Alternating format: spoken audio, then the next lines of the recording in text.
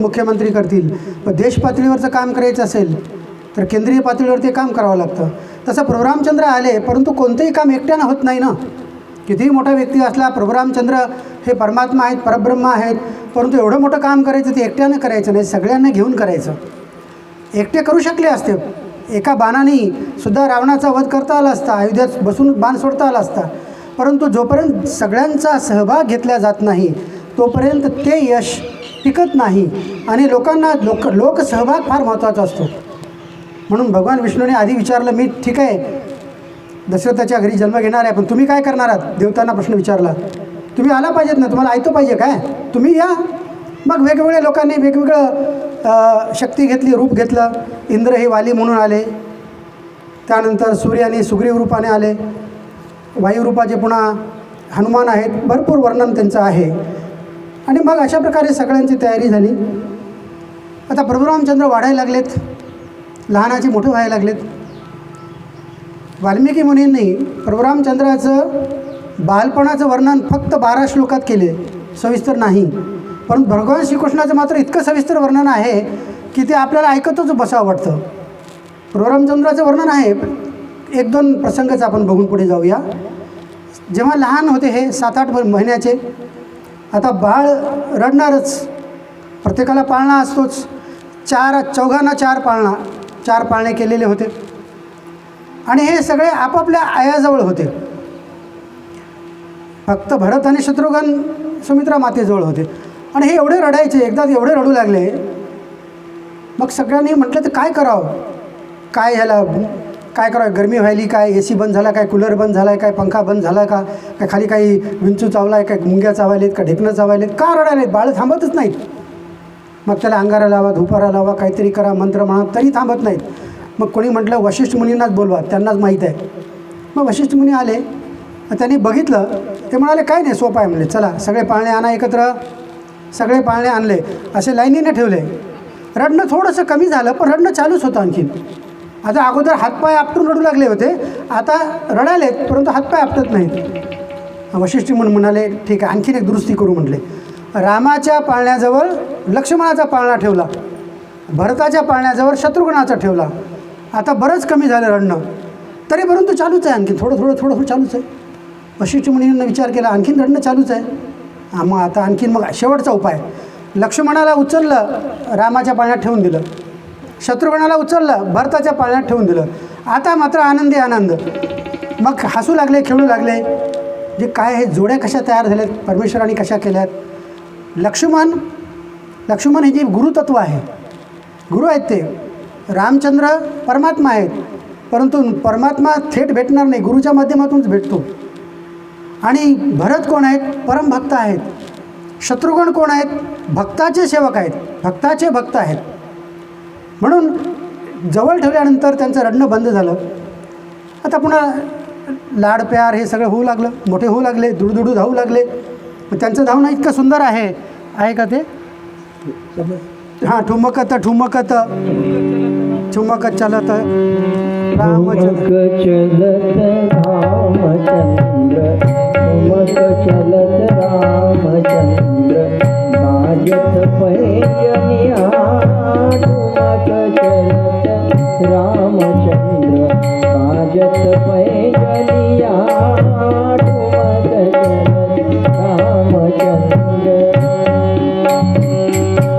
गिरत उठत राय, गिरत भूमि लटपटाय, गिरत उठत धाय, गिरत भूमि लटपटाय, भायु मात गोद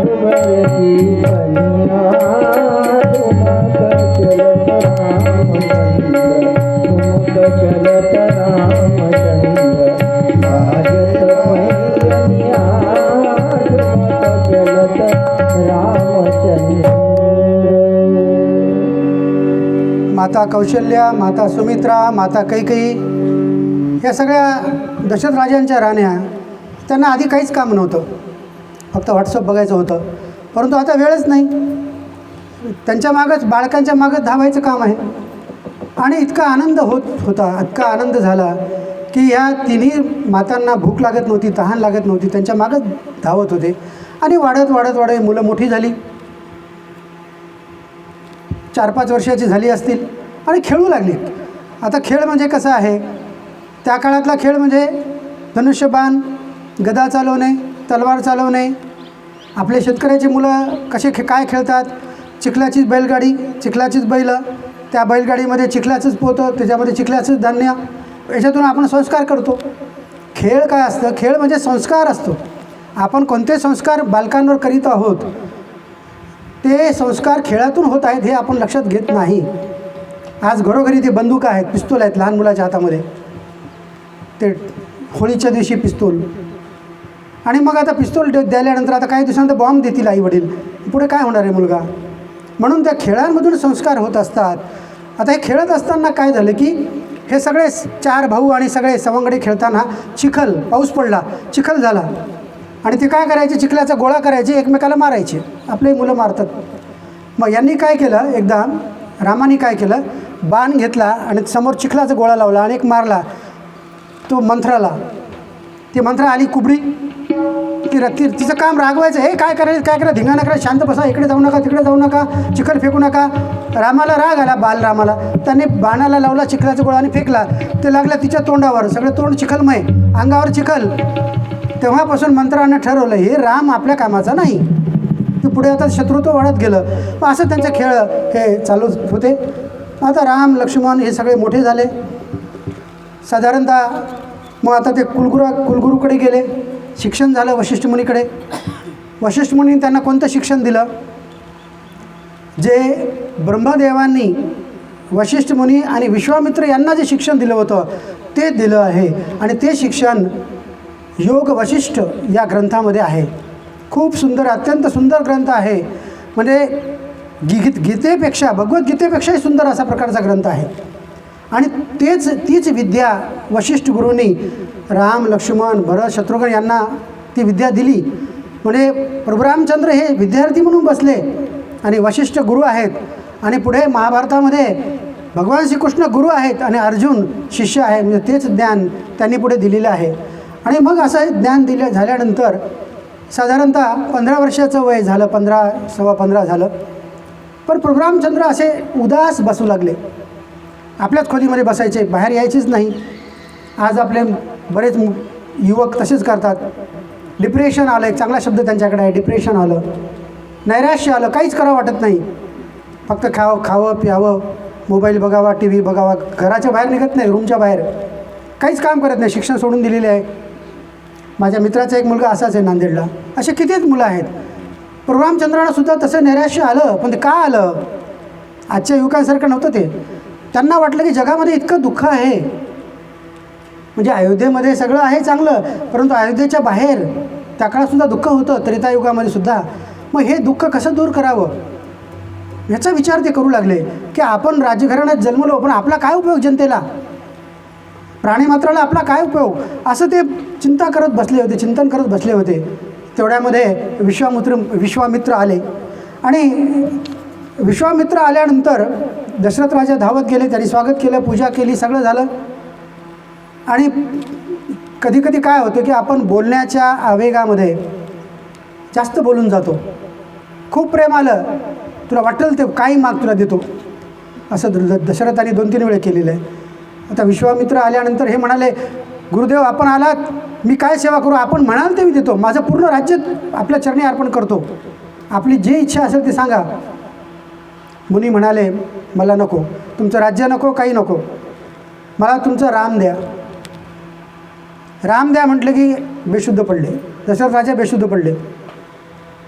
मग सगळ्यांतर वशिष्ठ मुनींनी पाणी शिंपडून त्यांना पुन्हा जागं केलं. ते म्हणाले, गुरुदेव काही मागा, पण माझा राम मागू नका. तुम्ही रामाला नेलं तर माझा राम निघून जाईल माझ्या शरीरातून. तुम्हाला कशासाठी पाहिजे, यज्ञाचं संरक्षण करण्यासाठीच पाहिजे ना. माझं सैन्य घेऊन जा, चतुरंगी सैन्य आहे, पाहिजे तर मी येतो सैन्यासोबत. मुनी म्हणाले नको, तुम्ही नको, तुमचं सैन्य नको, मला फक्त राम द्या. दशरथ म्हणाले नाही, आता ते सोडून तुम्ही काही मागा. आता मात्र विश्वामित्रांना इतका राग आला, ते उभे राहिले. ते म्हणाले तुम्ही इक्ष्वाक कुळाला, रघुवंशाला बट्टा लावतायत, तुम्ही दिलेलं वचन पालन करत नाहीत, माघारी फिरतायत. कारण का रघुवंशामध्ये काय आहे की दिलेलं वचन प्राण जाय पर वचन न जाय, अशी त्यांची प्रतिज्ञा असते. जर तुम्हाला द्यायचं नसेल ठीक आहे, वचन तुमचं मागं घ्या, तुमच्या कुळाला बट्टा लागेल, मी चाललो. आता मुनी निघाले म्हटल्यानंतर घाबरले सगळे. वशिष्ठ मुनींनी दशरथ राजांना थोडं बाजूला नेलं, म्हणाले असं करू नका, रामाला जाऊ द्या, कारण पुढे फार कल्याण करणार आहे. कारण वशिष्ठ मुनींना माहीत होतं काय पुढे होणार आहे. ते म्हणाले की विश्वामित्र आपल्या रामाला अनेक विद्या देणार आहेत, शक्ती देणार आहेत, शिकवण देणार आहेत, शिक्षण देणार आहेत, त्यांना जाऊ द्या. आणि तुम्ही जर देणार नसाल तर यांचा क्रोध तुम्हाला माहीत आहे. मग असं म्हटल्यानंतर दशरथ राजा थोडे शांत झाले. ते म्हणाले ठीक आहे, घेऊन जा, रामाला घेऊन जा. रामाला घेऊन जा म्हटल्यानंतर लक्ष्मण पळतच आला की कुठून घेऊन चालले माझ्या बंधूला, असं नेत आहोत, मलासुद्धा यायचं म्हटले, मला राहायचंच नाही. मग बरं झालं, विश्वामित्र म्हणाले बरं झालं, एकावर एक free, by one purchase one काय म्हणतात ते, फ्री वन. ठीक आहे, दोघांना घेऊन जाऊ. मुळामध्ये रामच मागायला आले होते. मग आता राम आणि लक्ष्मण यांना घेऊन विश्वामित्र निघालेले आहेत. निघाल्यानंतर पुढे जेव्हा शरयू नदी पार करून शरयू नदीवर आले, त्या ठिकाणी त्यांनी मग यांनी सांगितलं, विश्वामित्रांनी सांगितलं, राम आता मी तुम्हाला एक विद्या देणार आहे. लक्ष्मण दोघेही बसा. मग नदीच्या किनारी हातपाय धुतल्यानंतर आचमन करायला बसले. आणि मग यांनी एक विद्या दिली, बला अतिबला, हे विद्येचं नाव आहे. आणि ती एक शक्ती आहे, ती एक सिद्धी आहे. त्यामुळे काय होतं, भूक लागत नाही, तहान लागत नाही, बिमार होत नाही, थकवा येत नाही. आणि मग ही विद्या प्रभू रामचंद्रांनी लक्ष्मणांनी घेतली, परंतु याचा उपयोग त्यांनी कधीच केला नाही. पूर्ण 11,000 वर्षामध्ये युद्धामध्ये सुद्धा केला नाही. किती मोठं एक मोठेपण पहा. आपल्याला जर अशी विद्या मिळाली असती तर किती बरं झालं असतं. कोणतीच विद्या म्हणून आपली योग्यता नसते, म्हणून आपल्याला रिद्धिसिद्धी प्राप्त होत नाही, कारण स्वार्थी भावना आपल्यामध्ये असते. मग राम लक्ष्मण पुढे निघाले. आता यांच्याकडे कसं आहे, राम आणि लक्ष्मण यांच्याकडे धनुष्य आहे, पाठीवर भाता आहे आणि तलवार आहे. जेव्हा ते वनामध्ये गेले त्यावेळेससुद्धा असंच होतं, फक्त धनुष्य आणि बाण नाही, सोबत तलवारही होती. मग या ठिकाणी सुद्धा हे तिघंजण निघाले. निघाल्यानंतर पुढे शरयू नदीच्या प्रसंगाच्या नंतर, आता ही शरयू नदी कशी आहे, अयोध्येपासून साधारणतः 15 किलोमीटर ती नदी आहे. आणि मग त्या ठिकाणी मुक्काम केल्यानंतर सकाळी उठवलं कोण, विश्वामित्रांनी ह्या दोन्ही बालकांना उठवलं. इतकं सुंदर वाक्य आहे ते काय आहे, कौशल्या सुप्रजा रामपूर्वा संध्या प्रवर्तते, उत्तिष्ठ नरशार्दूल कर्तव्यम दैवम अन्निकम. म्हणजे इतकं छान वर्णन, खूप मोठं आहे हे. काय म्हणता येतं, हे राम तुझ्यामुळे कौशल्या पुत्रवती झाली, सुप्रजा निर्माण झाली. नुसती प्रजा नाही, सुप्रजा. म्हणजे काय म्हणायचं आहे विश्वामित्रांना, प्रजा पाहिजे, सुप्रजा पाहिजे. आता उठा, हे राम उठा आता. आणि तू नर शार्दूल आहेस, सिंह आहेस, नरामधला सिंह आहेस. आता आपलं कर्तव्य करायचं आहे, उठ आता. अशा प्रकारे प्रेमानं उठवलं. म्हणजे लहान बाळांना कसं उठवावं, गुरुनं आपल्या शिष्याला कसं उठवावं, तर तोंडावर पाणी टाकून नाही. एकदम जर तोंडावर पाणी टाकलं, गाढ झोपेमध्ये आहे तर हार्ट अटॅक येऊ शकतो. मोठ्या माणसामध्ये होतं, लहानात कदाचित होणार नाही. परंतु तसं उठवायचं नसतं, प्रेमानं उठवायचं असतं.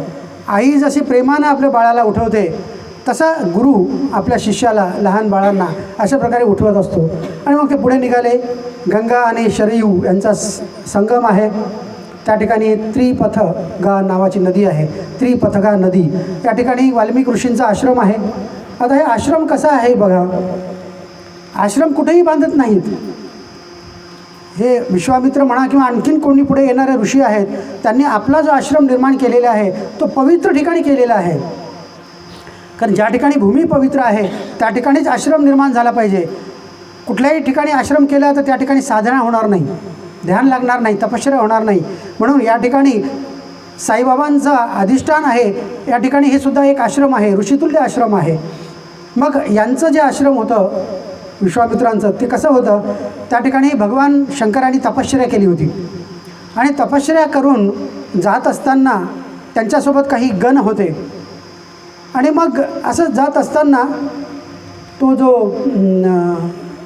मदन आहे, मदन रती आणि मदनमधला मदन, तो आला आणि त्यांनी भगवान शंकराचा अपमान केला. भगवान शंकराने तिसरा डोळा उघडला आणि त्याला जाळून टाकलं, म्हणून त्याचं शरीर गेलं.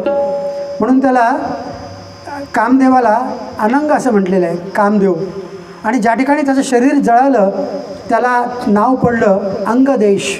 म्हणून या अंगदेशामध्ये विश्वामित्रांचं हे आश्रम होतं आणि या आश्रमामध्ये ते निघाले होते, आश्रमाकडे निघाले. आता पुढे मग विद्या तर दिली, फक्त एकच विद्या दिली, आता फक्त बला अतिबला दिली. पुढे आणखीन बरेच काही देणार आहे. आता इथे आहे ताटका. आता ही जी ताटका आहे, ही ताटका म्हणजे खूप अशी भयंकर दिसणारी एक राक्षसीन आहे किंवा राक्षसी आहे. आणि ही राक्षसी त्या ठिकाणी त्या वनामध्ये राहते आहे. त्या वनाला सुद्धा इतिहास आहे. ही राक्षसी का झाली? अगोदर ती राक्षसी नव्हती. एकदा काय झालं की इंद्र, देवाचा राजा इंद्र आणि वृत्तासूर हा राक्षस यांच्यामध्ये युद्ध झालं आणि हे युद्ध जवळपास 1 वर्ष चाललं. त्यामध्ये इंद्र विजयी झाला, हा राक्षस मेला. परंतु या 1 वर्षाच्या काळामध्ये अत्यंत मलिनता आली, इंद्राच्या अंगावर मलिनता आली. म्हणून मलिनता आल्यानंतर सगळ्या देवांनी त्यांना आंघोळ घातली, अभिषेक केला, आंघोळ घातली. आंघोळ घातल्यानंतर त्यांच्या सगळी मलिनता मनाची शरीराची सगळी गेली आणि इंद्रदेव खुश झाले, प्रसन्न झाले. आणि ज्या ठिकाणी हे झालेलं आहे त्याचं नाव आहे मलद आणि करुष. हे जंगल आहे, जंगलाचं नाव आहे मलद आणि करुष. आणि त्याने आशीर्वाद दिला की त्या जंगलाला की ह्या ठिकाणी जंगल नेहमी फुलं राहतील, फळं राहतील, नेहमी हिरवगार राहील, अशा प्रकारे आशीर्वाद दिला. आणि दिल्यानंतर इंद्रदेव निघून गेले. आता त्या ठिकाणी काय झालं की ही जी ताटका आहे, ही ताटका खूप सुंदर होती. तिचं लग्न सुंद नावाच्या राक्षसाशी झालं होतं. आणि त्या ठिकाणी कश्यप ऋषी तपश्चर्या करण्यासाठी आले होते या वनामध्ये, ज्या ठिकाणी इंद्राने आशीर्वाद दिला. आणि तपश्चर्या करीत असताना हा सुंद राक्षस, खरं तर तो यक्ष होता परंतु नंतर राक्षस झाला, त्यांनी त्रास द्यायला सुरुवात केली. मग कश्यप ऋषींनी त्यांनी आपल्या तपश्चर्येने त्याला ठार केलं. ठार केल्यानंतर त्याची जी पत्नी ही ताटका, काही ठिकाणी त्राटका असं नाव आलेलं आहे. एक चुकलं, अगस्त्य मुनी होते, कश्यप नाही, अगस्त्य मुनी होते. अगस्त्य मुनीने या सुंदर राक्षसाला ठार केलं. ठार केल्यानंतर ही ताटका धावून आली त्यांच्यावर. धावून आल्यानंतर यांनी शाप दिला की तू राक्षसी होशील, आणि ती राक्षसी झाली. आणि ही जी राक्षसी आहे, ही राक्षसी खरं तर अगोदर चांगली होती, कारण एक सुकेत नावाचा यक्ष होता, त्यांनी तपश्चर्या केली होती आणि ब्रह्मदेवानी वरदान दिलं होतं तुला मुलगी होईल आणि त्या मुलीच्या अंगामध्ये 1000 हत्तींचं बळ असेल. आता बल प्राप्त झालं की त्याचा गैरउपयोग होतो. म्हणून या ताटकाने विध्वंस करायला सुरुवात केली, ऋषीमुनींना मारायला सुरुवात केली, जंगल जाळायला सुरुवात केली. लोक पळून गेले, साधू पळून गेले, ऋषी पळून गेले आणि त्या वनामध्ये कोणीच राहिलं नाही. फक्त एवढी ताटका एकटी शिल्लक राहिली. विश्वामित्र सांगत आहेत राम आणि लक्ष्मण यांना, राम ही जी ताटका आहे ही अशी खूप विद्रूप आहे, शक्तिसंपन्न आहे आणि तिच्यामुळे हे सगळं वन जे आहे कोणीच राहत नाही यामध्ये, आता पशुपक्षीसुद्धा नाहीत. म्हणून आता तिचा वध तू कर, ती आता येणार आहे. आणि मग ताटका यायला लागली. यायला सुरुवात झाल्यानंतर वादळ आलं. वादळ आल्यासारखं दिसू लागलं. जमीन धरणीकंप होऊ लागला, कारण तिच्या पायाच्या त्या थपथपण्यामुळे जमिनीमध्ये कंप होऊ लागला. विश्वामित्र म्हणाले राम लक्ष्मण चला तयार व्हा. हे तयार झाले आणि मग ती ताटका समोर आली. आता ती स्त्री आहे, स्त्रीचा वध करू नये. शास्त्रामध्ये असं आहे की स्त्रीचा वध करू नये. मग हे लक्ष्मण पुढे आले. लक्ष्मणाने म्हटलं की हे राम दादा, ही स्त्री आहे, हिचा वध आपल्याला करता येत नाही, परंतु हिला आपण शक्तिहीन करूया. म्हणून लक्ष्मणराव जे आहेत, लक्ष्मण डॉक्टर लक्ष्मण आहेत, ENT स्पेशलिस्ट आहेत, नाक कान घसा. मग यांनी काय केलं, लक्ष्मणाने बाण मारून तिचं नाक आणि कान पहिल्यांदा कापून टाकलं. पुढे शूर्पणखाचं तेच केलं. पुढे एक अयोनी नावाची राक्षसी आहे, तिचे तेच केलं. 3 ठिकाणी लक्ष्मणाने हे काम केलेलं आहे, ENT ऑपरेशन केलं. मग केल्यावर बी ती थांबली नाही, पळून गेली नाही. यांना वाटलं की घाबरून पळून जाईल, पण पळून गेली नाही. मग प्रभू रामचंद्रांनी मारायचं ठरवलं, पण त्यांनी धनुष्याला बाण लावलं आणि थोडं थांबले. विश्वामित्रांनी ओळखलं. ते म्हणाले की राम, असा विचार करू नको की ही स्त्री आहे, हिला मारू कसं. अगोदर असे खूप प्रसंग येऊन गेले की ज्या ठिकाणी स्त्रीचा वध करण्यात आला. उदाहरण दिलं विश्वामित्रांनी. काय उदाहरण दिलं की एक विरोचन नावाची एक स्त्री होती, तिच्या पोटी एक मंत्रा जन्मली. काही सोबतची मंत्रा नाही, ही दुसरी मंत्रा आहे. आणि ह्या मंत्रेनं काय केलं की सगळं पृथ्वी नष्ट करायला सुरुवात केली, काही कारण नसताना. काही लोक विघ्नसंतोषी असतात बघा, आपल्याकडे सुद्धा विनाकारण त्रास देतात, आपलं काही भांडणं नसताना. मग ह्या मंत्रा नावाच्या राक्षसीनाचा वध इंद्राने केला. हे एक उदाहरण झालं. दुसरं उदाहरण दिलं विश्वामित्रांनी. काय झालं की शुक्राचार्य होते. शुक्राचार्य यांची जी माता होती, तिचं नाव होतं त्रिभुवनी. आता हे शुक्राचार्य म्हणजे राक्षसांचे गुरु. शुक्राचार्यांनी ठरवलं की आपण खूप तपश्चर्या करावी आणि शक्ती मिळवावी, मग राक्षस आणि देव यांचं युद्ध करूया. म्हणून शुक्राचार्यांनी सांगितलं राक्षसांना, तुम्ही देवाकडे जा, मैत्री करार करा, युद्ध करू नका, मी चाललो तपश्चर्याला, नंतर आल्यानंतर शक्ती संपन्न झाल्यावर मग करू युद्ध. शुक्राचार्य गेले जंगलामध्ये. मग त्यांची जी माता होती त्रिभुवनी म्हणाले की इतका वेळ मला वाट पाहायला नाही. आणि मग तिनं विध्वंस करायला सुरुवात केली. मग भगवान विष्णूंनी तिला ठार केलं. म्हणून विश्वामित्र म्हणाले, रामा, स्त्री वाईट असली तेव्हा तिचा वध केला पाहिजे. असं समजायचं नाही की स्त्री वाईट आहे म्हणजे अवध्य, असं समजायचं कारण नाही. आणि मग या ठिकाणी प्रभू रामचंद्रांनी एकाच बाणाने ताटकाचा वध केला. ताटका पडली, धुळीचे लोट निघाले आणि सगळीकडे मग शांतता पसरली. आणि ते जे जंगल होतं, वन होतं, ते पुन्हा चांगलं झालं. आता यानंतर विश्वामित्र, राम, लक्ष्मण पुढे निघाले. आता निघाल्यानंतर एका ठिकाणी गंगेच्या किनाऱ्यावर विश्वामित्र म्हणाले, आता इथं आपण थोडी विश्रांती करू.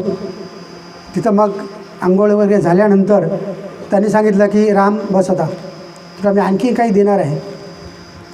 तर विश्वामित्रांनी राम आणि लक्ष्मण यांना किती अस्त्र द्यावेत, 1 नाही, 2 नाही, 3 नाही, 50 नाही, 100 अस्त्र दिलेली आहेत. 100 अस्त्र. अस्त्र आणि शस्त्रमध्ये काय आहे? शस्त्र म्हणजे उदाहरण घेऊ, धनुष्य. धनुष्यावर बाण लावलं, हे झालं शस्त्र. बाण मारला, एक माणूस मेला, संपलं. पण त्या बाणावर जर अस्त्र लावलं, मंत्र केलं, तर त्या मंत्राने हजारो लाखोला शत्रूचा वध करता येतो. तो अस्त्र आहे. जे आजच्या परिभाषेमध्ये बॉम्ब जो आहे, बॉम्ब टाकल्यामुळे जसं जापानमध्ये हिरोशिमा आणि नागासाकीवर बॉम्ब टाकण्यात आले, उद्ध्वस्त झाले शहरं, तसा आता एवढे बॉम्ब आहेत आपल्याकडे की 100 वेळा पृथ्वी नष्ट करता येईल, एवढे बॉम्ब जगामध्ये वेगवेगळ्या देशांकडे आहेत. तर हे बॉम्ब काय असतात की त्या क्षेपणास्त्र, मिसाईलच्या तोंडावर लावावं लागतात आणि ते फेकावं लागतं. ते जे क्षेपणास्त्र मिसाईल आहेत ते झालं शस्त्र, आणि वरले लावलेले बॉम्ब ते झालं अस्त्र. तसं हे अस्त्र दिलेले आहेत. त्यामध्ये महत्त्वाचं काय आहे, हे चक्र दिलेले आहेत. दंडचक्र, धर्मचक्र, कालचक्र, विष्णूचक्र, इंद्रचक्र, हे चक्र दिलेले आहेत. गदा आहेत, पुन्हा अस्त्र आहेत, वज्रास्त्र, शिवाचं अस्त्र, ब्रह्मास्त्र, खूप आहेत. आता 100 नावं वाचण्याची आपल्याला गरज नाही, इतकी अस्त्र दिलेली आहेत.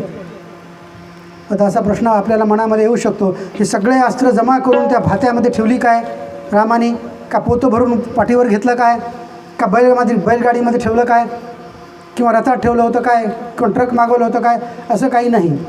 कारण हे सगळे अस्त्र सूक्ष्म असतात, मंत्र स्वरूपामध्ये, शक्ती स्वरूपामध्ये असतात. आणि या सगळ्या अस्त्रांना त्यांनी आपल्या हृदयामध्ये धारण केलं. आणि सांगितलं यांना की मला जेव्हा गरज पडेल तेव्हा मी स्मरण करेल, तेव्हा तुम्ही अस्त्रांनो या. सगळ्यांना प्रणाम. रामाने सगळ्या अस्त्रांना प्रणाम केला आणि म्हणाले तुम्ही माझ्या हृदयात राहा, गरज पडेल तेव्हा मी विनंती करेल तेव्हा तुम्ही या. तर अशा प्रकारचे अस्त्र त्यांना मिळाले. म्हणून विश्वामित्रांचा उद्देश काय होता, राम आणि लक्ष्मण, विशेषतः राम यांना नेण्याचा, की हा राजपुत्र आहे, परमात्मा आहे, परब्रह्म आहे, परमतप आहे, यांच्या हातूनच कल्याण होणार आहे. आपल्या रामकथेच्या संदर्भामध्ये पॉम्पलेट छापण्यासाठी एकाकडे मी गेलो होतो. तिथे एक शिक्षक होता. माझ्याशी त्यांनी वाद घातला बराच वेळ. त्यांनी म्हटलं की तुम्ही आता खूप तेवढं सांगणार नाही, परंतु त्या वादामधून काही निष्पन्न होणार नाही म्हणून मी काही त्यांना बोललो नाही. पण असा वाद घातल्यानंतर त्याला वितंडा म्हणतात, वितंडा, त्याच्यातून काही निष्पन्न होत नाही. म्हणून त्याच्याशी मी बोलणं बंद केलं. त्यांना म्हटलं तुम्हाला ऐकायचे तर रामकथा ऐकायला या किंवा कुठलीही रामकथा ऐका, तुम्हाला समजेल, अर्धवट माहितीवरून बोलू नका. तर मग विश्वामित्र आणि मग आता पुढे सगळेजण आले सिद्ध आश्रमामध्ये. आता हे दुसरा आश्रम आहे सिद्ध आश्रम. आता सिद्ध आश्रम कसं, सिद्ध झालेला आश्रम आहे. जसं अगोदरच्या आश्रमाचं वर्णन काय केलं की भगवान शंकरांनी तपश्चर्या केली होती, इथं भगवान विष्णूंनी तपश्चर्या केली. आता प्रश्न असा मनात येऊ शकतो की हे सगळेच परमात्मा आहेत, भगवान शंकर श्रेष्ठ आहेत, विष्णू श्रेष्ठ आहेत, ब्रह्मदेव आहेत, मग ते कोणाची तपश्चर्या करतात, ते कोणाचं ध्यान करतात. परम आत्मा जो आहे, परमात्मा, परमात्म्याचं ध्यान करतात. म्हणजे जो कोणाला दिसत नाही त्यांनाही दिसत नाही आणि त्यांच्या शक्ती स्वरूपामध्ये ते आलेले असतात. विशिष्ट शक्ती विष्णूंकडे आहेत. विशिष्ट शक्ती म्हणजे पालनपोषणाची शक्ती विष्णूंकडे आहे, ब्रह्मदेवाकडे निर्मितीची आहे, भगवान शंकराकडे संहार करण्याची आहे. हे शक्तीचं विभाजन झालं. जसं राज्याचा मुख्यमंत्री असतो, परंतु गृहमंत्री वेगळा, अर्थमंत्री वेगळा, आणखीन कोणते वेगवेगळे मंत्री असतात, कामं वाटप करून दिलेली असतात, परंतु मुख्यमंत्र्याच्या सहीशिवाय ती काम नाही करू शकत. म्हणून हे तिघांचं जे काम आहे ते परमात्म्याच्या इच्छेनंच होत असतं. म्हणून भगवान विष्णूसुद्धा त्यांनीसुद्धा तपश्चर्या केली होती आणि त्या ठिकाणी ते सिद्ध आश्रम तयार झालं. त्याची कथा आहे, पण ती आपण टाळून पुढे जाऊया. तर आता यज्ञाच्या ठिकाणी आले सगळे. विश्वामित्रांनी यज्ञ प्रारंभ केला. हा यज्ञ 6 दिवस 6 रात्र सतत चालू होता, थांबलेला नाही. आता प्रश्न एकाने विचारलेलाच आहे, रामायणामध्येच विचारलेला आहे की विश्वामित्र एवढे मोठे ऋषी, त्याने मंत्र टाकला तर राक्षस मेले असते की. बरोबर आहे.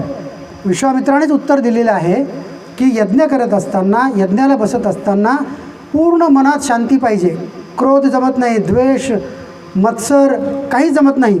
मी राक्षसाला मारू शकतो, परंतु माझी शक्ती नष्ट होऊन जाईल आणि यज्ञ होणार नाही.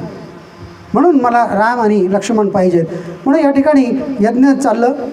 6 दिवस 5 दिवस काहीच झालं नाही, कोणी आलं नाही, कोणताही राक्षस आला नाही. परंतु 6व्या दिवशी मात्र सुरू झालं, राक्षसाचं येणं सुरू झालं.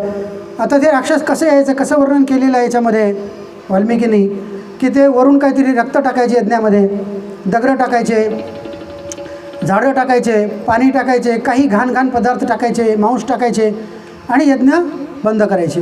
दुसरीकडे गेलं तिथं यज्ञ केला, पुन्हा तेच करायचे.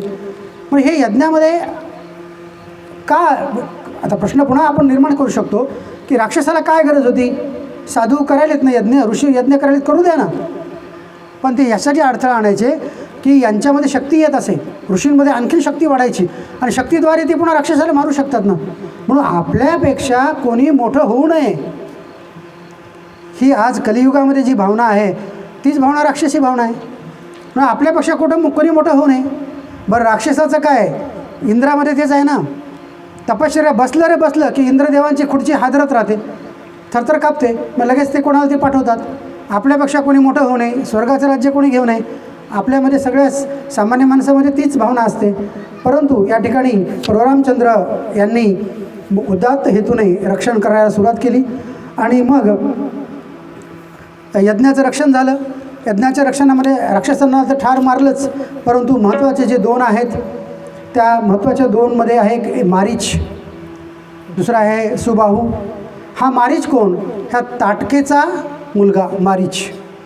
रामचंद्राने काय केलं, मारीचला एक बाण मारून 100 योजन त्याला दूर फेकून दिलं. 100 योजन म्हणजे किती, 100 गुणिले 12.08 करा, ते किती होईल बघा. तेवढं किलोमीटर दूर फेकलेलं आहे. आणि हा जो सुबाहू आहे याला मात्र ठार केलं. यज्ञ संपन्न झाला. आता यज्ञ झाल्यानंतर आता पुढे काय काम तर झालं, परंतु विश्वामित्रांचा एकच फक्त यज्ञाचं उद्दिष्ट नव्हतं.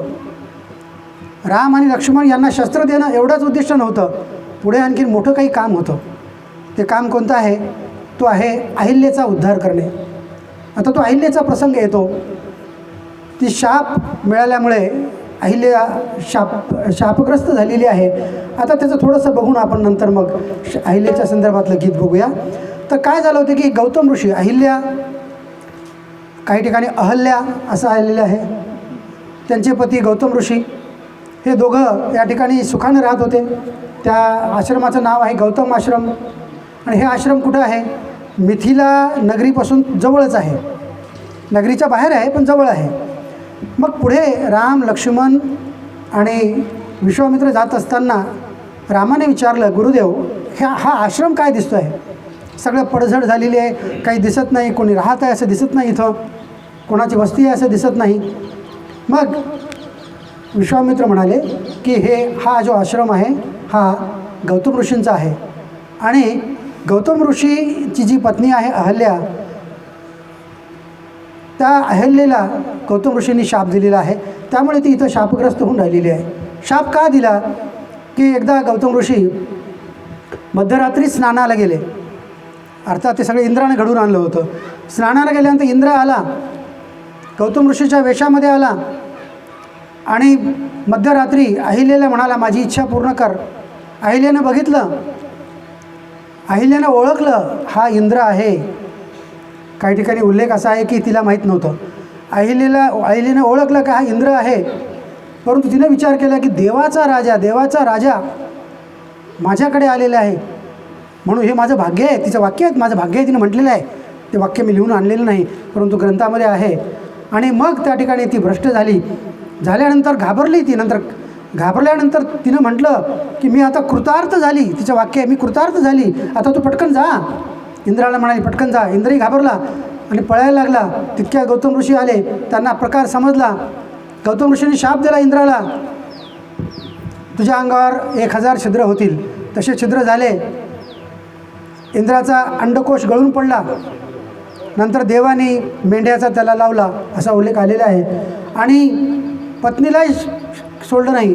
काय शाप दिला, तू दगड हो, हा शाप दिला नाही. अहिल्या दगड झाली नाही. काय शाप दिला की तुला आता इथून पुढे खाता येणार नाही, फक्त हवा खाऊनच राहायचं आहे आणि तुला कोणी भेटणार नाही. म्हणजे वाळीत टाकणे आपण ज्याला म्हणतो, वाळीत टाकल्यासारखं टाकलं. आणि अहिल्या तिथं राहिली. तिचं शरीर एकदम कृश होऊन गेलं, नुसते हाडं झाले. आणि तिनं काहीच खाल्ली नाही, तिथं कोणीच भेटायला आलं नाही. आणि असा तो आश्रम आहे. आणि ह्या आश्रमामध्ये मग यांनी सांगितलं विश्वामित्रांनी की आता आपल्याला तिथं जायचं आहे आणि तिथं आपल्याला त्या आश्रमात जायचं आहे. काही लोक काय उल्लेख करतात की प्रभू रामचंद्र गेले, त्यांनी पाय लावला त्या दगडाला, दगड झाली होती, आईला पाय लावला आणि ती अहिल्या झाली. हे सगळं खोटं आहे. खोटं यासाठी की वाल्मिक ऋषीनं असं म्हटलेलं नाही. वाल्मिक ऋषीचंच आपण सध्या अनुनयन करीत आहोत. वाल्मिक ऋषीने काय म्हटलं की ती दगडासारखी निष्क्रिय झाली. आपण म्हणतो ना का दगडासारखा बसलास, म्हणजे दगड बसला असा थोडाच अर्थ होतो. निष्क्रिय झाली, तिच्या हातून काहीच काम झालं नाही. सूक्ष्म देहानं आणि कृश झालेल्या शरीरानं होती. आणि मध्ये गेल्यानंतर श्रीरामाने दर्शन घेतलं, पायावर हात ठेवून अहिल्याच्या चरणाचं दर्शन घेतलं. पाय नाही लावला, कारण याचं वयच किती आहे आता, 15.5 वर्षाचं, 16 वर्ष पूर्ण झालेलं नाही आणखीन. कारण दशरथाने म्हटलेलं आहे विश्वामित्रांना, माझ्या मुलांचं वय आणखी 16ही झालेलं नाही, तुम्ही न्याय लागलात. त्यांना युद्धकला येत नाही, शिक्षण झालेलं नाही. तर या ठिकाणी 15 ते 16 मध्ये 15.5 वर्षाचं वय आहे. चरणस्पर्श केल्यानंतर तिचं पूर्ण तेज पुन्हा परत आलं आणि ते पुन्हा पूर्वीसारखी सुंदर दिसू लागले. अहिल्या उद्धारच आहे.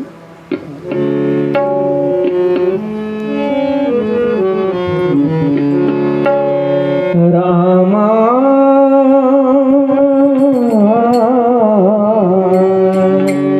चरण तुझे लागले आज मी शापमुक्त झाले आज मी शापमुक्त झाले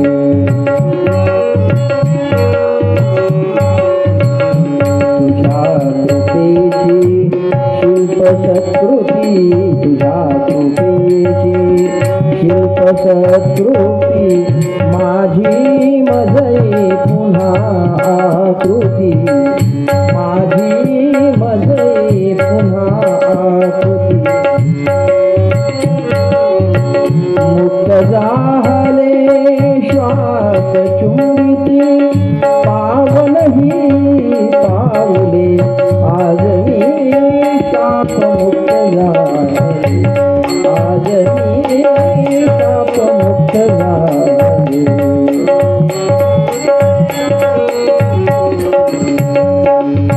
श्रवणानाये पुनरपि शक्ये श्रवणानाये पुनरपि शक्ये मला उमगली अमोलवती उठ अहल्ये असे कुणीसे उठ अहल्ये असे कुणीसे करुणावच बोलले आज मी शापमुक्त झाले आज मी शापमुक्त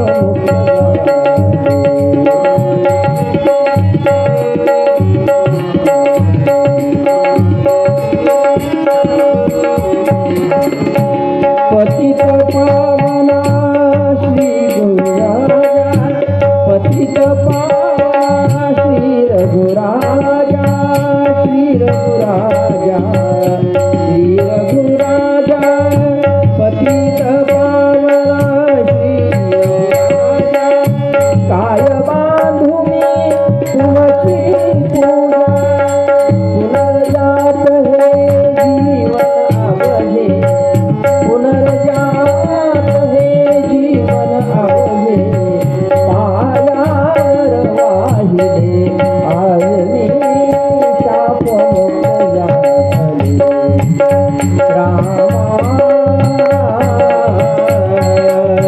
चरण तुझे लागले आज मी शापमुक्त झाले आज मी शापमुक्त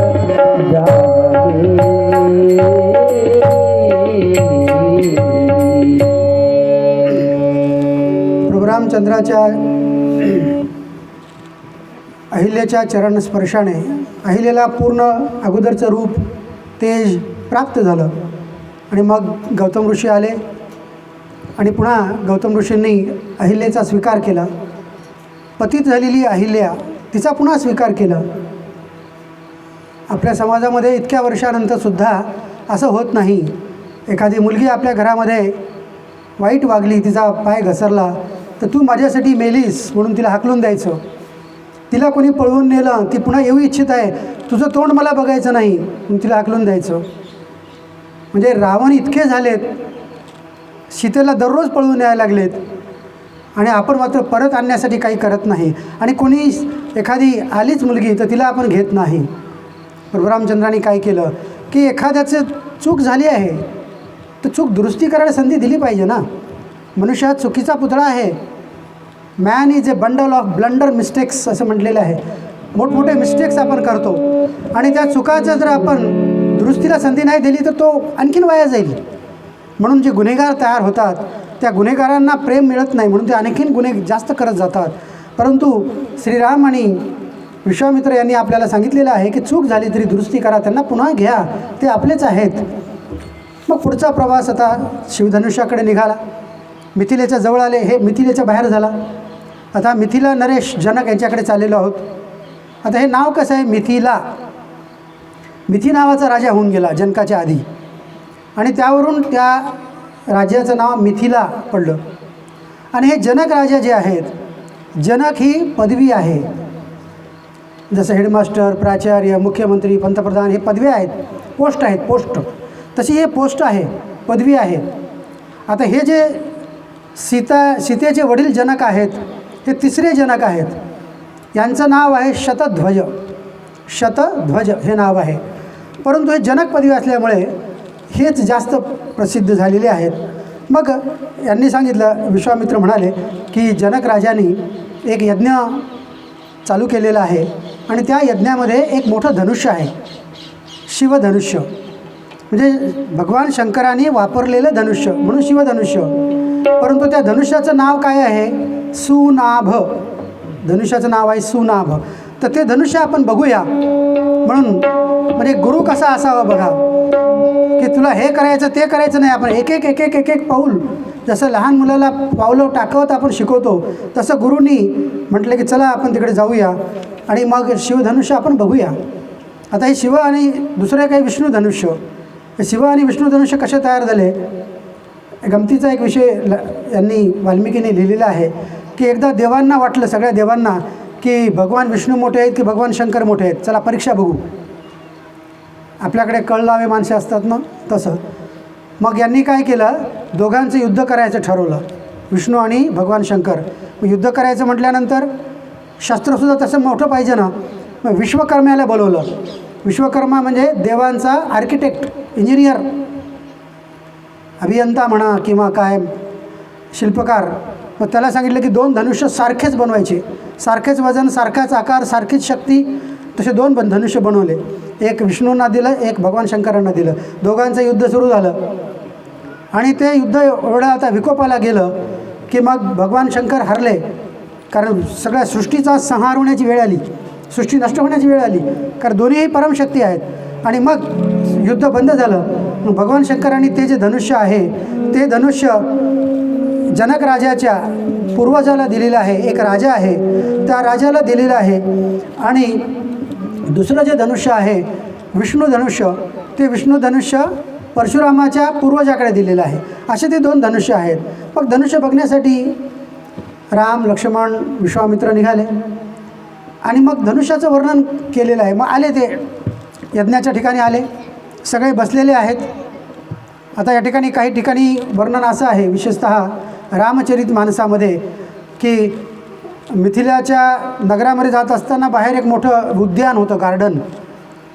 त्या ठिकाणी सीता आली होती देवीचं दर्शन घेण्यासाठी आणि प्रभू रामचंद्रसुद्धा तिथे गेले आणि दोघांची डोळाभेट झाली. मग आँखों ही आँखों में इशारा हो गया, असं काही झालेलं नाही वाल्मिकी मसनुसार. त्याचं सविस्तर वर्णन माहीत आहे डांगे साहेबांना, आहे ते वर्णन आपण करणार नाही. मग या ठिकाणी काय झालं की यज्ञामध्ये सगळे आले, सगळे ऋषी बसलेले आहेत, राजे बसलेले आहेत यज्ञाच्या तिथं. आता धनुष्याचं दर्शन घेण्यासाठी आलेत.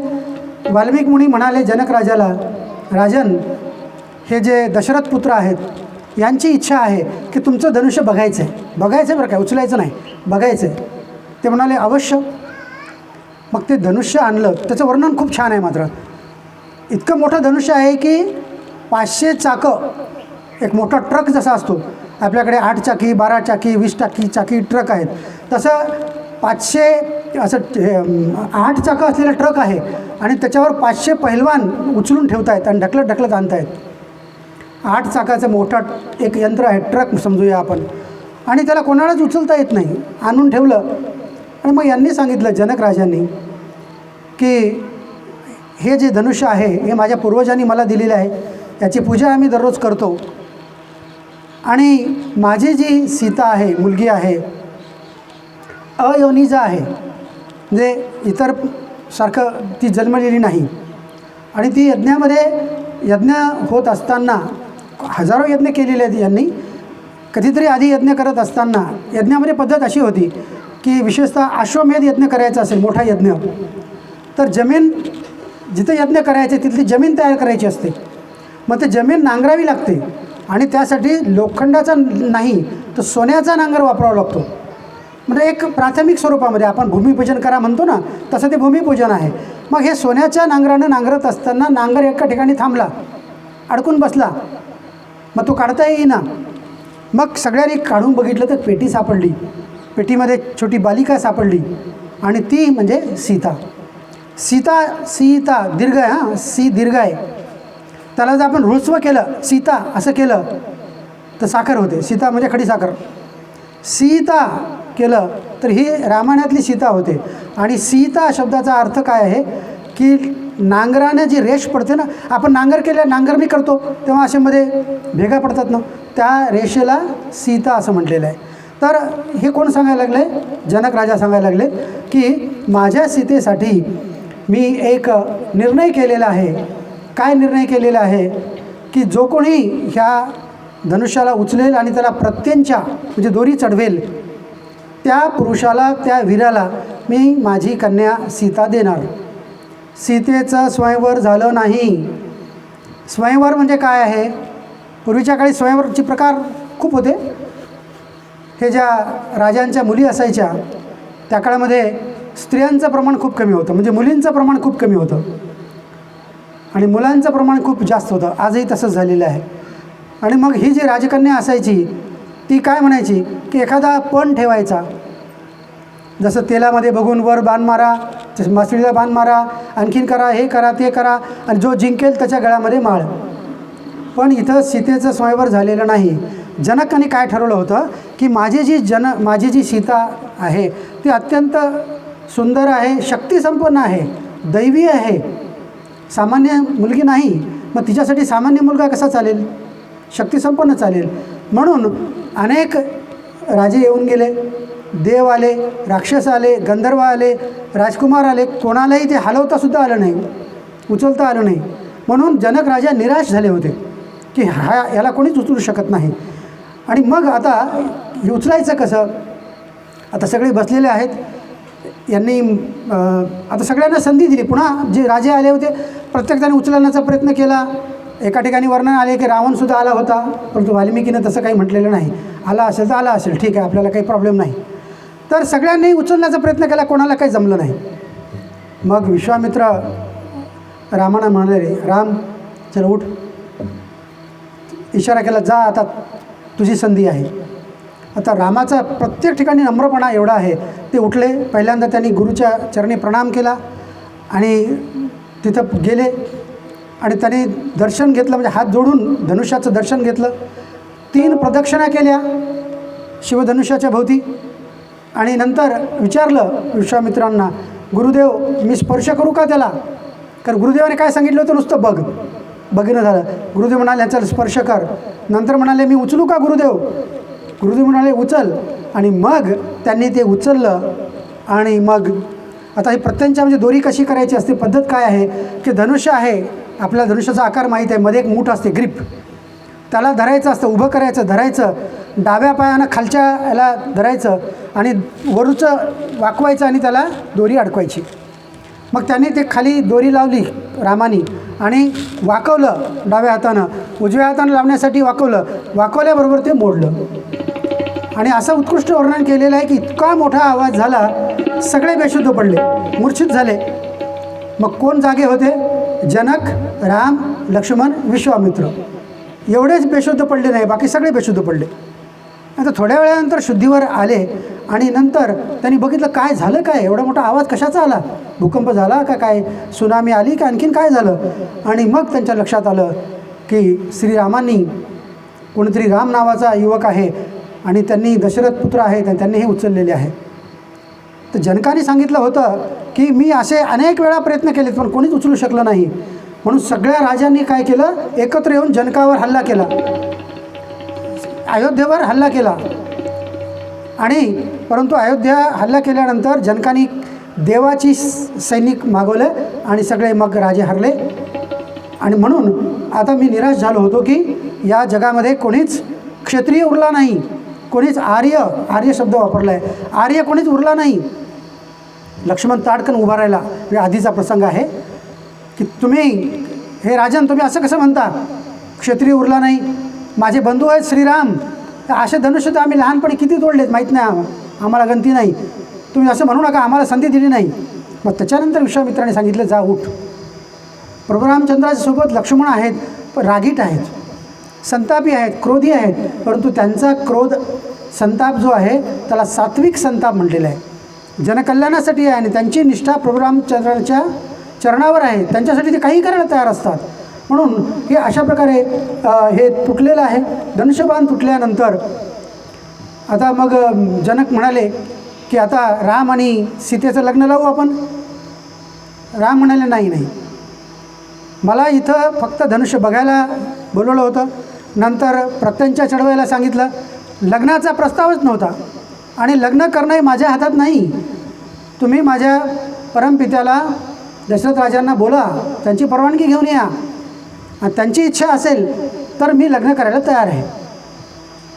आता कसं आहे, मुलं बायको घेऊन येतात, मम्मी तुझी सून आली बघ, डायरेक्ट सून आणतात घरामध्ये. अशी प्रथा त्या काळात नव्हती, म्हणजे किती सन्मान केला जायचा. मग त्यामुळे मग लगेच जनक राजांनी दूत पाठवला दशरथ राजाकडे अयोध्येला. त्याला जायला 3 दिवस लागले. लगेच दूत आल्याबरोबर खूप वर्णन आहे. दशरथ राजांना इतका आनंद झाला की ते म्हणाले चला आता तातडीने लगेच निघाले. आणि मग रथ वगैरे घोडे सगळे निघाले, अनेक नागरिक निघाले, सगळे मंत्री निघाले, सगळे ऋषी निघाले. परंतु 3 राण्या मात्र त्यांना घरीच ठेवलं, कारण वेगात जायचं होतं. आणि पुन्हा 4 दिवसानंतर ते आले, म्हणजे 7 दिवस लागले. आणि मग 8व्या दिवशी पुन्हा सभा भरली. म्हणजे सोयरीक कशी करावी आपल्याला इथून बघता येईल बघा. काही ठिकाणी होते तशी सोयरीक. आता हे सोयरीक सीता आणि राम यांची सोयरीक जमवायची आहे. सगळे बसलेले आहेत. विश्वामित्र आहेत, वशिष्ठ आहेत, आणखी एक महत्त्वाचं म्हणजे शतानंद आहेत. आता शतानंद कोण आहेत? जनक राजाचे पुरोहित. जसे हे वशिष्ठ ऋषी आहेत तसे हे शतानंद आहेत. आणि दुसरं काय आहे, शतानंद हे गौतम ऋषी अहिल्या यांचा मुलगा.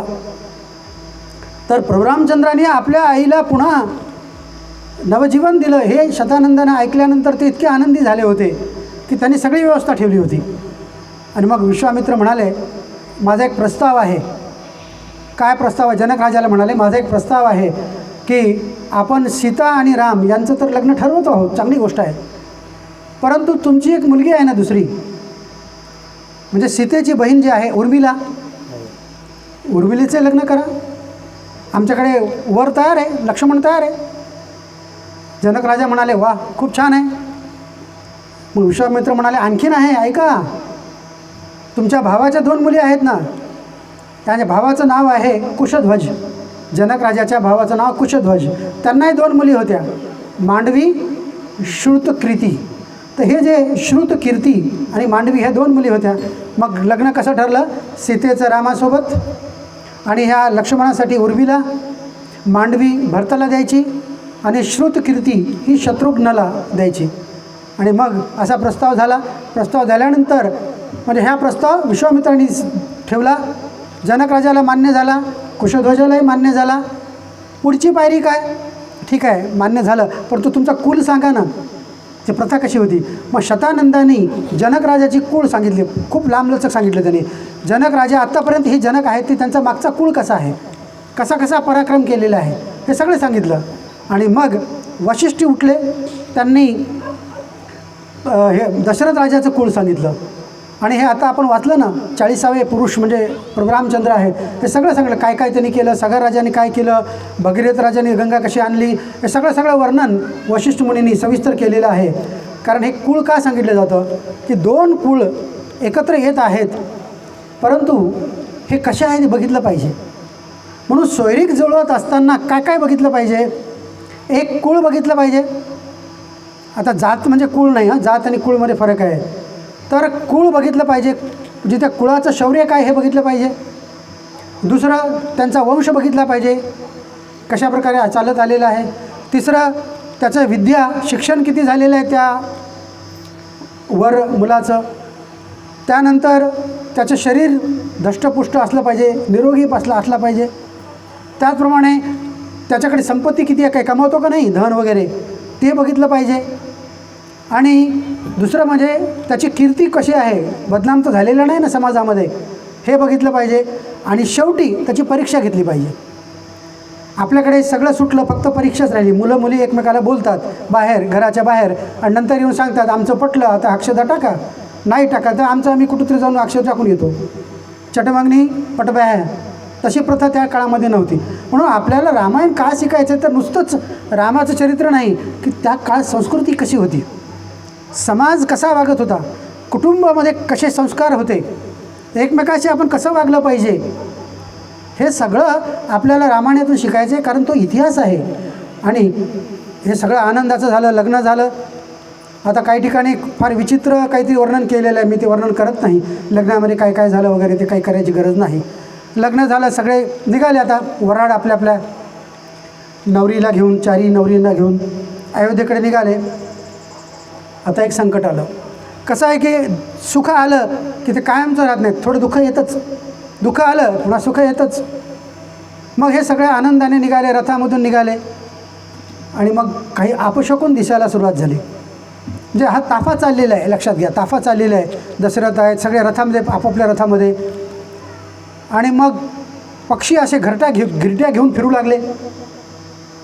हरिणी जे आहेत ते उजव्या बाजूकडून डाव्या बाजूकडे जाऊ लागले. म्हणजे आपण मांजर आडवी गेली म्हणतो ना, तसं हरणं आडवे जाऊ लागले. दशरथ राजा म्हणाले, आपलं एवढं सगळं चांगलं झालं आहे, वशिष्ठ मुनी काही वाईट तर होणार नाही ना. ते म्हणाले, काळजी करू नका. संकट आलं, पक्षी दाखवायले संकट आलं, पण संकट गेलं. कशावरून? हरण आपल्याकडून जात असेल इकडे तर ते शुभ आहे. आणि तितक्यात वादळ आलं, मोठं वादळ. सगळीकडे धूळच धूळ, काहीच दिसेना. डोळ्यात सगळं धूळ गेली. सगळे म्हणजे पूर्ण जसं वाळवंटामध्ये राजस्थानमध्ये येतं तसं आलं. सगळे बेशुद्ध पडले. आवाज आला, मोठमोठा आवाज. काही कोणी कोणाला चेहरेही दिसत नाहीत. आणि त्या धुळीमधून परशुराम प्रगटले. रागामध्ये लाल भडक झालेले आहेत, दन दन दन पावलं टाकत येत आहेत. लांब अशी दाढी आहे. परशु म्हणजे तो कुऱ्हाड चमकत आहे. आणि एका बाजूला धनुष्य आहे, मोठं धनुष्य आहे. ताड येत आहेत. आणि आता कोणाला भस्म करतात की काय, इतकं भयंकर राग आहे. आणि रागानं येऊन म्हणाले, कोण आहे तो? कोण आहे राम? माझ्यासमोर आणा, कोण आहे? कोणी धनुष्य तोडला? श्रीराम शांत होते, समोर आले. आता मात्र दशरथ राजा घाबरले, कारण परशुरामाने 21 वेळा क्षत्रियांना ठार केलेलं होतं ना. आता माझ्या रामालाही ठार करतील की काय? परशुराम पाया पडले. दशरथ पाया पडले परशुरामाच्या, की चूक झाली असेल तर मला क्षमा करा, माझ्या रामाला काही करू नका. दुर्लक्ष केलं परशुरामाने. तुम्ही बाजूला हो म्हणले. कोण आहे राम? राम समोर आल्यानंतर, तू धनुष्य तोडलास काय? राम शांतपणे म्हणाले, हो गुरुदेव, मी धनुष्य तोडलेलं आहे. धनुष्य तोडलास? मला काही खरं वाटत नाही. तू कोवळा मुलगा दिसायला लागला आहे. आता वय किती आहे लग्नामध्ये प्रभू रामचंद्राचं? 17 वर्षाचं. सीतेचं 9 वर्षाचं. आता कोणी उठेल आणि बालविवाह झाला आणि तुमचे राम आणि तुमची सीता बालविवाह करत होते का? असा एखादा कुबुद्धीचा मनुष्य येईल. असा एक कुबुद्धीचा मनुष्य आपल्या महाराष्ट्रामध्ये होऊन गेला. त्यांनी म्हटलं होतं की शिवाजी महाराजांचं लग्न बालवयात झालं. असेही मोठ्या पदावर बसलेले मूर्ख माणसं आपल्या राज्यात होते. तर असं इथं नाही, कारण तो काळ बघा कधी आहे. मग आता वय सांगण्याचं कारण असं की 17 वर्षाचा एक कोमल राजकुमार आहे. परशुरामाला खरंच वाटे ना. परशुराम म्हणाले, धनुष्य तोडलंच ना, शिवधनुष्य? माझ्याकडे एक दुसरं धनुष्य, हे घे, हे विष्णू धनुष्य आहे. चल, याला नुसतं दोरी लावून दाखव. जर तू याला प्रत्यंचा लावलीस तर माझ्यासोबत युद्ध करण्याच्या तू पात्रतेचा आहेस असं मी मानेल, आणि माझ्यासोबत द्वंद्व युद्ध करण्याची तुला मी संधी देईल. प्रभू रामचंद्र अत्यंत नम्रतेने म्हणाले, हरकत नाही. आणि त्यांनी ते घेतलं धनुष्य, आणि बघता बघता त्याला प्रत्यंचा चढवली, बाण लावला, बाण चढवला. म्हणाले, गुरुदेव, आता हे बाणाचं काय करू सांगा. माझं असं आहे की एकदा बाण लावला की मला सोडावंच लागतो. आता मात्र परशुराम गर्भगळीत झाले. त्यांच्या लक्षात आलं की आपल्याकडून खूप चूक झालेली आहे, कारण ते जे विष्णू धनुष्य होतं त्यांनी आणलेलं, ते फक्त विष्णूच उचलू शकतात, दुसरं कोणी उचलू शकत नाही. आणि हा जो बालक आहे हे साक्षात विष्णूचं रूप आहे. ते नतमस्तक झाले प्रभू रामचंद्राच्या चरणी. त्यांनी डोकं ठेवलं आणि म्हणाले की माझी चूक झालेली आहे, पण तुम्हाला बाण सोडायचं असेल तर मी जे आत्तापर्यंत तपश्चर्या केलेली आहे त्या तपश्चर्येवर सोडा. मी पुन्हा तपश्चर्या करीन, परंतु माझ्याकडे जी एक शक्ती आहे, आकाशातून ते जाऊ शकत होते कुठेही, संचार शक्ती, कुठेही जाऊ शकत होते. ती शक्ती नष्ट करू नका. मी पुन्हा महेंद्र पर्वतावर जाईल आणि तिथं तपश्चर्या करील. मग प्रभू रामचंद्रांनी बाण सोडला, त्यांचं तपश्चर्या नष्ट केली, आणि ते जे धनुष्य होतं ते वरुणाला देऊन टाकलं. वरुण म्हणजे आपले जे देवता आहेत त्यांना देऊन टाकलं. तर या ठिकाणी असं हे शांत झालेलं आहे. मग आता हे सगळेजण अयोध्येला आले. अयोध्येला आल्यानंतर लग्न वगैरे झालेले, लग्नामध्ये सगळे राजे आले होते. भरत आणि शत्रुघ्न यांचा मामा युद्धजित, म्हणजे यांचा आजूळ कोणतं? केकय देश, केकय देशाची मुलगी कैकई. म्हणून युद्धजित काय म्हणाला की आता मी जरा माझ्या भाच्यांना घेऊन जातो, लग्न वगैरे झालेलं आहे, थोडंसं आजूळला घेऊन जातो. मग त्यांनी भरत आणि शत्रुघ्न यांना आजोळी नेलेलं आहे. आणि सुना मात्र इथंच आहेत, कुठं? अयोध्येमध्येच आहेत. आणि हा प्रसंग इथं आलेला आहे. बालकांड या ठिकाणी समाप्त झालेला आहे. आता आपल्याला युद्धकांडात जायचं आहे.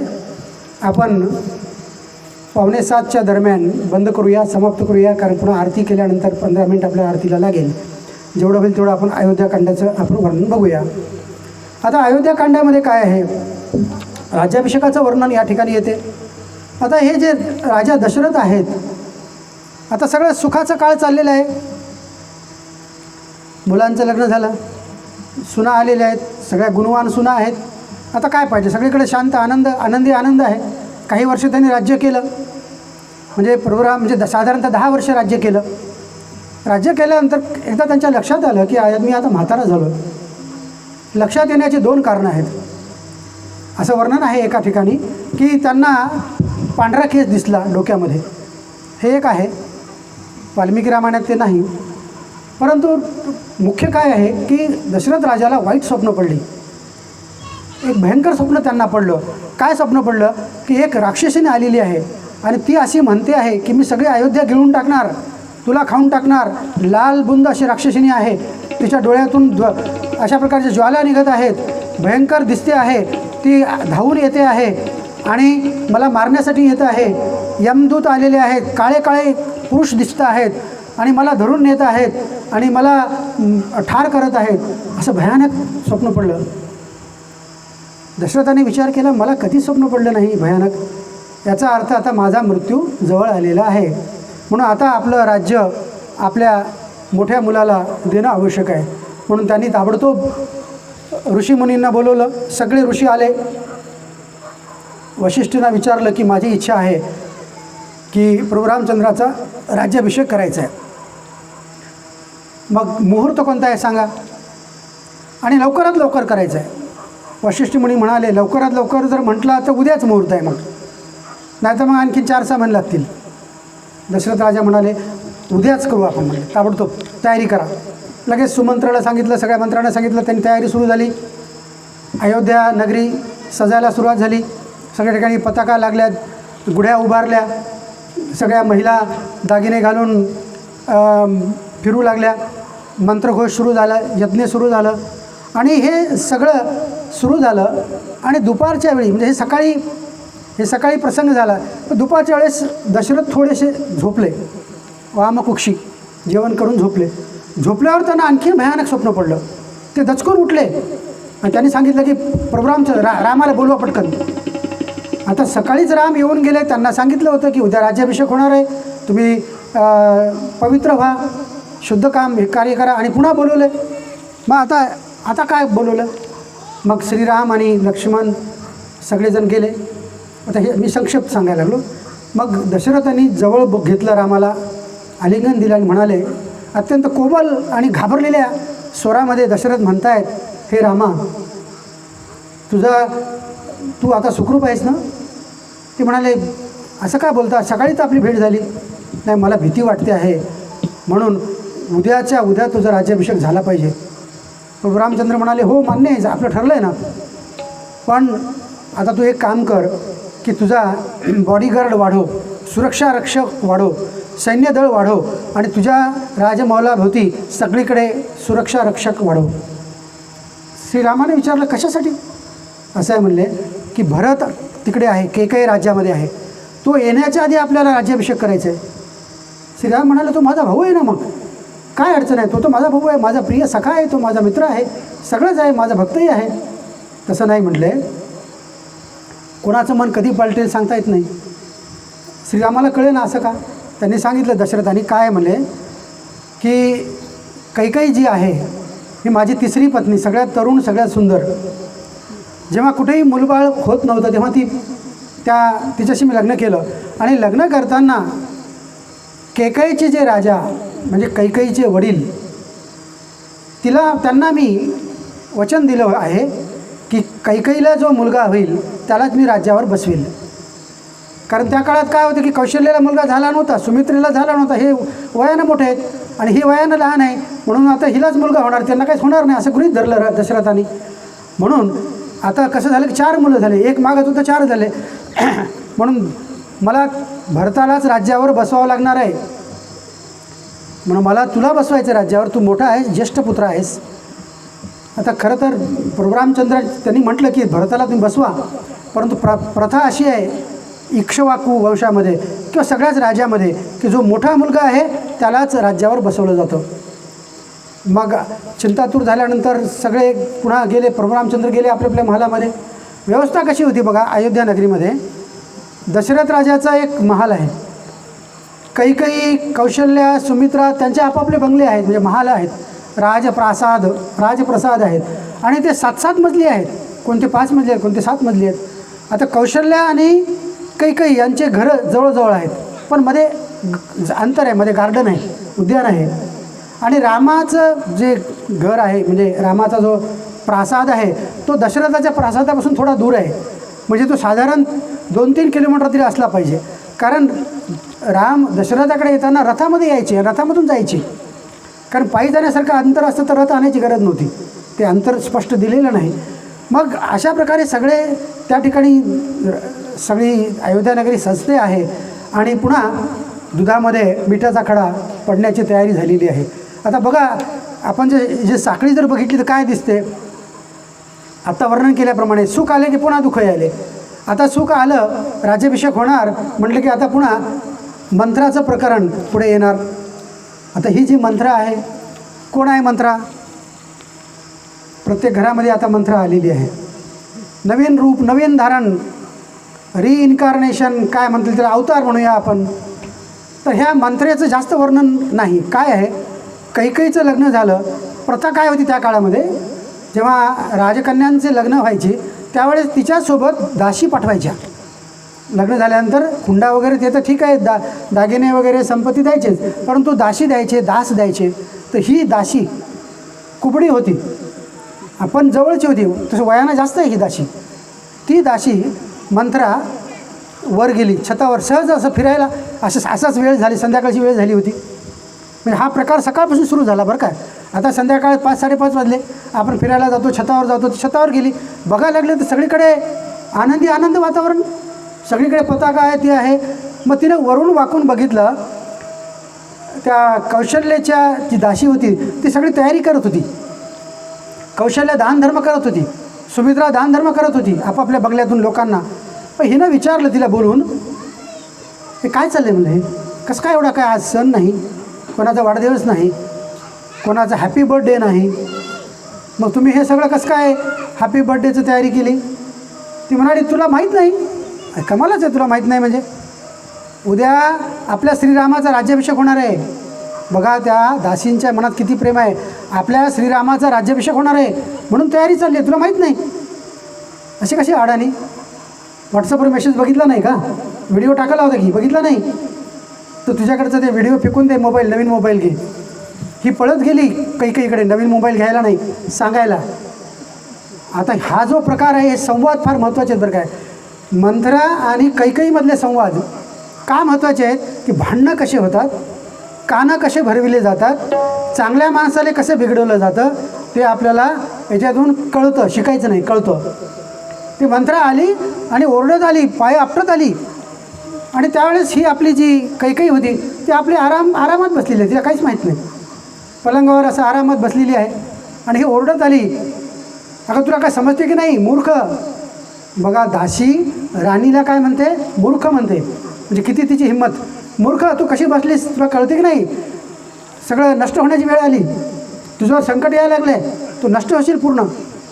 कैकईने विचारलं, शांत बस जरा, काय झालं सांग तरी मला, तुला माहीत नाही का? मला काय माहीत नाही, सांग ना. उद्या तुझ्या सवतीच्या मुलाचा राज्याभिषेक होणार आहे. रामाचं म्हटलं नाही, सवतीच्या मुलाचा, तुझ्या सवतीच्या मुलाचा राज्याभिषेक होणार आहे. कैकईने म्हटलं सवतीच्या कोणाच्या, हे माहीत नाही का? अगं कौशल्याच्या मुलाचा, रामाचा. रामाचा राज्याभिषेक होणार आहे. हो हो. कैकेयीला इतका आनंद झाला, तिनं गळ्यामधला एक दागिना काढला. घे मंत्रे, किती मोठी बातमी दिलीस. अरे वा, इतका आनंदाचा दिवस कधीच आला नव्हता.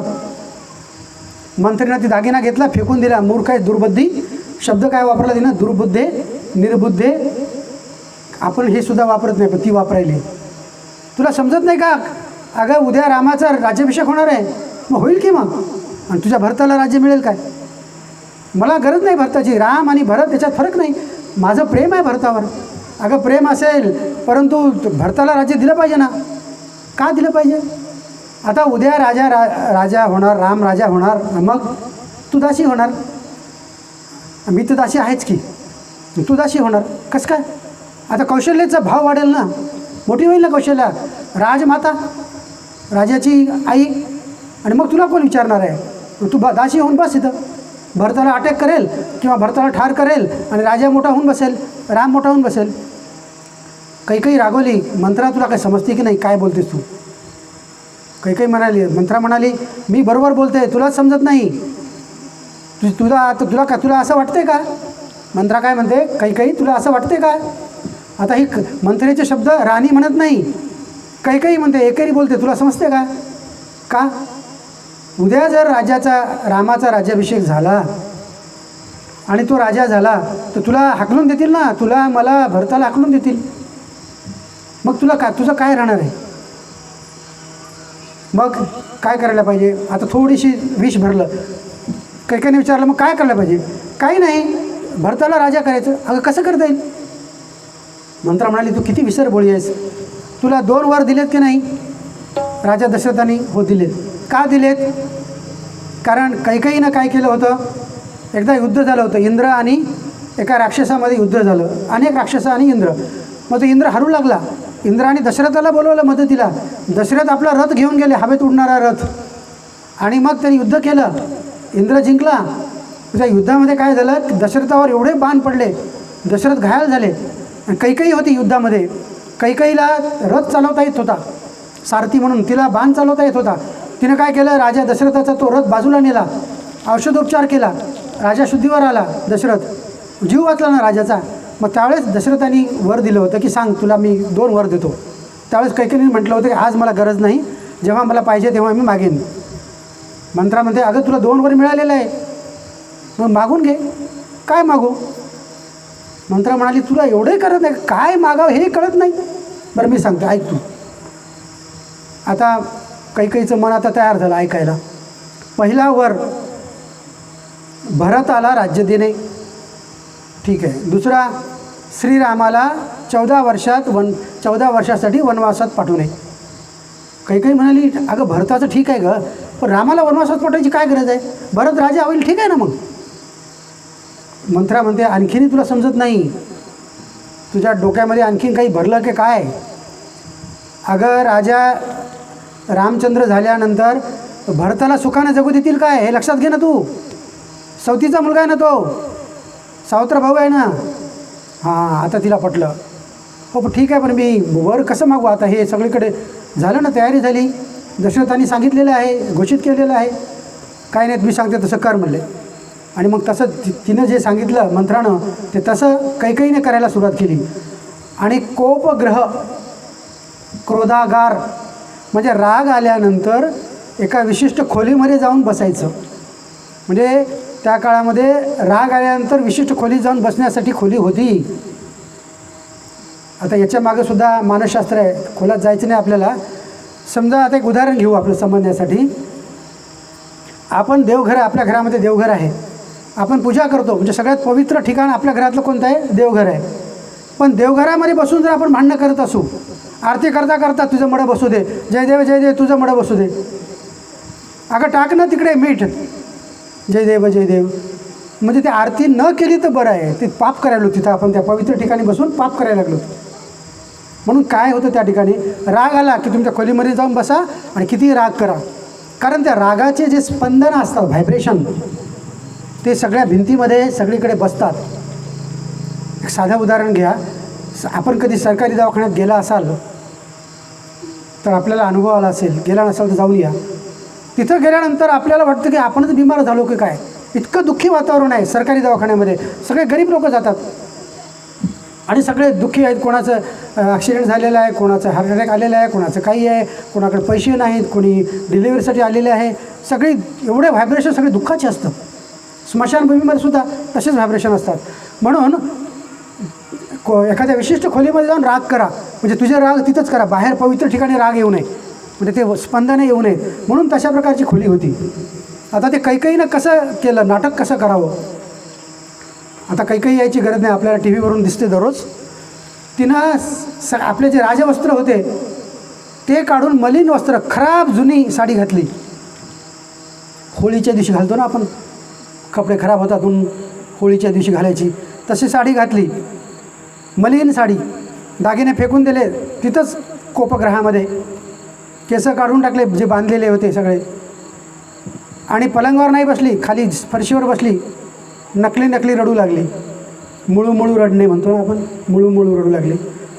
आता असा प्रश्न निर्माण होऊ शकतो की राजा दशरथाने कैकेयीला का नाही सांगितलं बाबा असं रामाला राज्याभिषेक करायचं. तर त्याचे दोन कारणं आहेत. एक तर हे असं वचन दिलेलं आहे कैकेयीच्या वडिलांना, आणि दुसरं की ती लाडकी राणी आहे, आपण तिला सरप्राईज देऊ, सरप्राईज गिफ्ट, सरप्राईज भेट. म्हणून हे सगळं झाल्यानंतर संध्याकाळी आले दशरथ राजा भरभर आनंदामध्ये बातमी सांगायला. ती राणी नव्हती तिथं. दासीने सांगितलं की कोपगृहात गेलेली आहे. आता घाबरले दशरथ. का? आता बायको रागवली म्हटल्यानंतर आपलं काही खरं नाही. बायकोच्या तळपायाची आग मस्तकाला गेल्यानंतर ह्याचं मस्तक जळून खाक होणारच होता. राजा असून थरथर कापू लागला. गेला कोपगृहामध्ये, बघितलं खाली पडलेली आहे. खाली बसला राजा दशरथ आणि विनंती करू लागला. तिला उठवलं, बस इथं पलंगावर. का रडतेस? तुला काय झालं? काहीच बोले ना. तुला कोणी रागावलं का? काहीच बोले ना. तुझी काही इच्छा आहे का? काहीच बोले ना. कोणाला सोडायचं आहे का कैदेमधून सांग. कोणाला अटक करायची का सांग. कोणाला पैसे द्यायचे का सांग. कोणाला दान द्यायचं का सांग. तुझी जे इच्छा असेल ते सांग, मी तुला वचन देतो. मग कैकेयी म्हणाले, मला वचन द्या. दशरथाने 3दा वचन दिलं, मी वचन देतो, मी वचन देतो, मी वचन देतो की तुझी इच्छा मी पूर्ण करेन. आता थोडी सावरली कैकेयी. हां मग ठीक आहे, बघा बरं, वचन फिरवायचं नाही, शब्द नाही फिरवायचा. दशरथ म्हणाले, बिलकुल फिरवणार नाही, रघुवंश की रीत न्यारी. मग असं म्हटल्यानंतर त्यांनी सांगितलं की 2 वर तुम्ही मला द्यायचं मान्य केलं होतं ना. हो, मग मी आता मला पाहिजेत ते वर पाहिजेत. दशरथाला म्हटलं काहीतरी मागेल, आणखीन बंगला मागेल, काय मागेल. पहिला वर माझ्या मुलाला भरताला राज्य द्या. दशरथ म्हणाले, असं कसं, मी घोषणा केली ना, उद्या राज्याभिषेक होणार आहे, तयारी झालेली नाही करतायत. मग तिनं म्हटलं ठीक आहे, मी विष घेऊन आता मरते. या रामायणामध्ये 3-4 ठिकाणी असे प्रसंग आलेत की प्रत्येकजण म्हणते मी विष घेऊन मरतो, मी विष घेऊन मरतो. आत्महत्येची धमकी प्रत्येकाने दिलेली आहे, पुढे येणारच आहे ते. मी विष घेऊन मरते म्हणजे आत्ताच्या आत्ता, बसा मग तुमचं तुम्ही. आता ही सुंदर बायको आहे, अति प्रेम आहे, अति लाडकी आहे. ते म्हणाले बघ ठीक आहे, भरताला राज्य देऊ, चला मान्य. दुसरा वर, आता ऐका बरं राजे, तुम्ही राजे आहात, इक्ष्वा कुळचे आहात. दुसरा वर असा आहे की दुसऱ्या वरानं रामाला 14 वर्ष वनवासात पाठवायचं, तेही आजच. म्हणजे आता हे दुसरा दिवस उजाडलेला आहे, रात्रभर हे झालं, हे सगळं रात्रभर चाललेलं आहे नाटक. आता ही रात्र सुरू झालेली आहे. आता मात्र मूर्छित झाले, दशरथ पडले, कोसळले खाली. हिला काहीच वाटलं नाही, ही शांत बसली. थोड्या वेळानं पुन्हा जाग आली. दशरथ उठले. दशरथाने पाय धरले कैकेयीचे. कदाचित हे बघून तुकोबांना वाटलं असेल, तुकाराम महाराजांना त्यांनी एका ठिकाणी म्हटलेलं आहे, बायकाचे पाय धरावे. एक अभंग आहे तुकाराम महाराजांचा, बायकाचे पाय धरावे.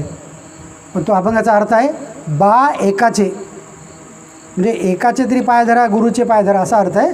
तर इथं दशरथ राजा पाय धरलेत, अक्षरशः पाया पडायलेत, डोकं कैकेयीच्या पायावर ठेवलेले. म्हणाले तू काही माग, पण रामाला वनवासाचं मागू नको. ती म्हणाली मला काही नको, एवढंच पाहिजे, देता की नाही एवढंच सांगा, यस की नो. पुन्हा मूर्छित पडले दशरथ. आणि रात्र संपत आली, हे जागर सगळं रात्रभर चाललं. बेशुद्ध पडायलेत, उठायलेत, पुन्हा बेशुद्ध पडायलेत. आणि मग आता ही सगळी तयारी झाली. आता उजाडलं, सगळेजण आले. आता दशरथ राजाचा म्हणजे रामाचा आज राज्याभिषेक करायचा आहे, उजाडलेला आहे, परंतु राज्याभिषेक करण्यासाठी वेळ पुरेसा नाही, म्हणून हा राज्याभिषेक आपण उद्या करू असं दशरथ राजा म्हणाले. पण आपण या ठिकाणी थांबूया. सच्चिदानंद सद्गुरू साईनाथ महाराज की जय. यामध्ये चुका जे झालेल्या आहेत त्या पूर्णपणे माझ्या आहेत, आणि जे काही चांगलं वाटत असेलच तर ते माझे सद्गुरू गणपतराव कदम गुरुजी, शिर्डीचे साईबाबा आणि माझी आई आज आलेली आहे, यांचं आहे. सासूबाई आलेले आहेत, मला माहीत नव्हतं येतात की नाही म्हणून, दोघे आहेत. आणि आपलं सगळ्यांचं तर एवढं म्हणजे मी ऋण फेडू शकत नाही. अमूल्य अशा प्रकारचं आपलं मार्गदर्शन आहे, आपली कृपा आहे, म्हणून प्रभू रामचंद्राच्या चरणी ही सेवा आजची मी अर्पण करून समाप्त करतो. पुन्हा आपले धन्यवाद. आरती घ्यायची, आरती करूया आपण आता.